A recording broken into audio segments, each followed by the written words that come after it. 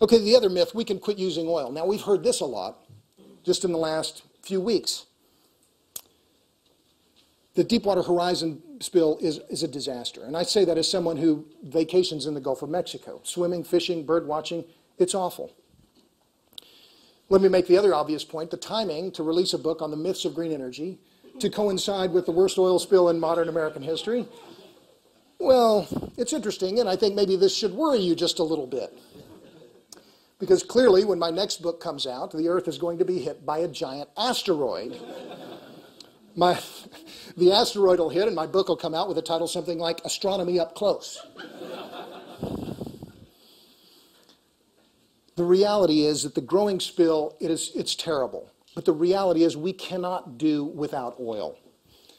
Years ago, a friend of mine in Austin, Don Cheatham, he's in the railroad business, he said, without transportation, there is no commerce. Without oil, there is no transportation. If oil didn't exist, we would have to invent it. There is nothing that can come close to oil. It is almost a miracle substance. When you look at energy density, when you look at flexibility, the myriad things we can do with oil, from generating electricity. Look at all the carts on the sidewalks here in New York. All of them have a little 2,000 megawatt Honda generator so you can see what you're buying. All of them are fueled with gasoline. For the guys that are vendors on the street, it doesn't matter. They don't care whether they put sawdust in the Honda thing. They have to have lights. They have to have oil to fuel the generator. If oil didn't exist, we'd have to invent it. The spill is bad. It will not stop offshore oil and gas exploration. It may slow it here in the U.S., and I think that is probably going to be the case. But the ultra-deepwater offshore oil and gas exploration will continue. Why? It's where the reserves are. It is where the non-OPEC reserves are. Second, hundreds of billions of dollars have already been allocated to the offshore sector.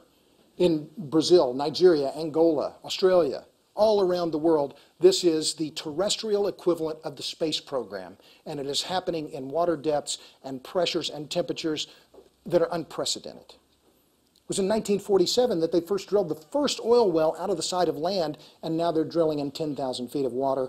And then when they hit the mud, they're going down another 20,000 feet. Finally, we're going to continue using oil because global oil demand continues to grow. In 1989, the Exxon Valdez spill happened. What was oil demand at that year? 66 million barrels per day. Today, oil demand is about 85 million barrels per day. In that 20 years, U.S. oil demand has increased 1.6 million barrels per day.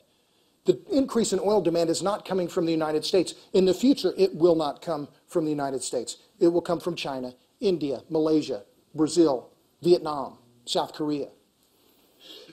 Okay, my conclusion. Natural gas to nuclear, they are the fuels of the future. Now, let me just make a couple of quick points. Natural gas, I've mentioned the shale gas revolution. Galaxies of natural gas are now available in the U.S. It should be changing the attitudes of politicians in Washington, but it is not, unfortunately. In fact, I think Dick Cheney is going to have to waterboard Barack Obama before we ever hear the president utter the words natural gas. He will talk about clean coal. He will talk about nuclear. He'll talk about offshore drilling. He'll talk about solar and wind all day. I've looked at his speeches. I cannot find one single reference of him talking about natural gas. Now, I could repeat my line on nuclear. If you're anti-carbon and anti-nuclear, you're pro-blackout, but Howard stole my thunder, so I won't. But using natural gas to nuclear makes sense. It is directly in line with three major megatrends that are underway around the world, and they are unstoppable. The three megatrends: decarbonization, urbanization, and electrification. Decarbonization is one of the themes I talk about in the book as well. It is the trend toward using fuels that contain less carbon. It is the carbon to hydrogen ratio that we have been concerned with in this whole issue of discussion of decarbonization. We have, from prehistory, gone through wood, then we entered the coal age. We went to the oil age, natural gas age. We will move into the nuclear age. From wood to natural gas, the reduction in carbon intensity has been a 40-fold reduction. From 10 carbon atoms for every 1 hydrogen to 1 carbon for every 4 hydrogens. This trend is happening regardless of governmental policy, this trend of decarbonization. It is in line with urbanization. Stuart Brand's new book, The Whole Earth Discipline, is an excellent one. If you don't read the book, just look up his talk on TED Talks. 18 minutes, it's fascinating. Brand is, by the way, is adamantly pro-nuclear. But he talks about urbanization in his book. He talks about this. Every week there are 1.3 million new people in cities. That's 70 million a year, decade after decade. It is the largest movement of people in history. That's urbanization. What happens when people get to the city? They want electricity.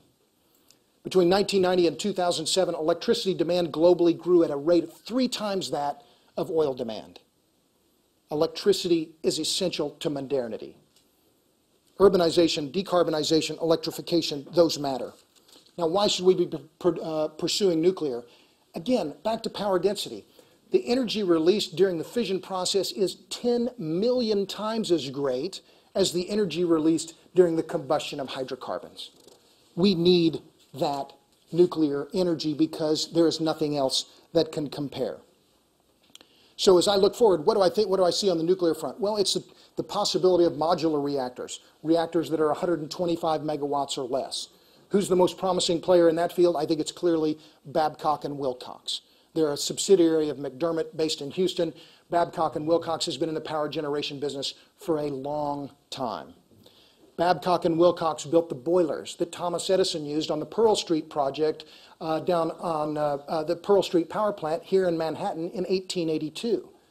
Babcock and Wilcox builds the modular reactors, the small reactors that are built and put on U.S. Navy warships.